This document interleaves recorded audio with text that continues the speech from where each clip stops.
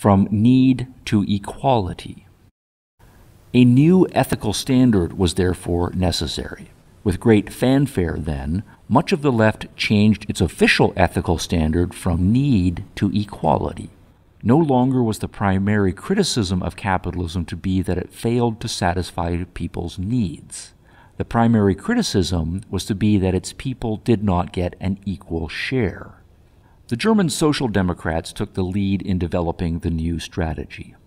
As the party most directly descended from Marx himself, and still the leading socialist party in the Western world, the Social Democrats made major changes to their basic program at a special party congress at Bad Godesberg in November of 1959. The most significant of the changes emphasized equality. The Godesberg program recast the party from being a party of the defenseless and impoverished worker to being a party of the people at large. Since the workers seemed to be doing well enough under capitalism, the focus had to shift to different capitalist pathologies, the many inequalities across various social dimensions. One dimension singled out for special attention was the unequal sizes of business enterprises. Some businesses are much bigger than others, giving them an unfair advantage over their smaller competitors. So equalizing the competitive playing field became the new goal. No longer would the Social Democrats condemn all private businesses as rapacious and call for their outright socialization. Rather, they would push for cutting bigger businesses down to size and for strengthening small and middle-sized businesses.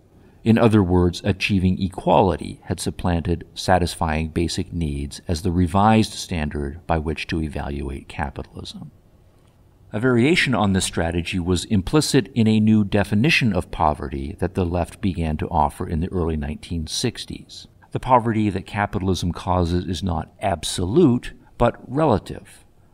Popularized in the United States by Michael Harrington and others, the new argument abandoned the claim that capitalism would generate a physically malnourished and therefore revolutionary proletariat.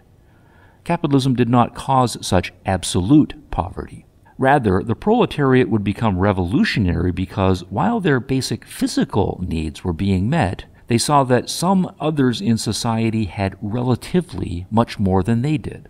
Feeling excluded and without real opportunities to achieve the good life the rich were enjoying, the proletariat would experience psychological oppression and thus be driven to desperate measures. Another variation on this strategy emerged as the formerly monolithic Marxist socialist movement splintered in response to the crisis of socialism. Abandoning the traditional economic class analysis's implication that effort should be focused upon achieving a universal class consciousness, left thinkers and activists focused on narrower subdivisions of the human species, concentrating their efforts on the special issues of women and of racial and ethnic minorities. Broadly Marxist themes of conflict and oppression carried over into the new splinter groups analyses, but again the dominant theme was equality. As with the economic proletariat, it was hard to deny that women and racial and ethnic minority groups had made significant gains in the liberal capitalist nations.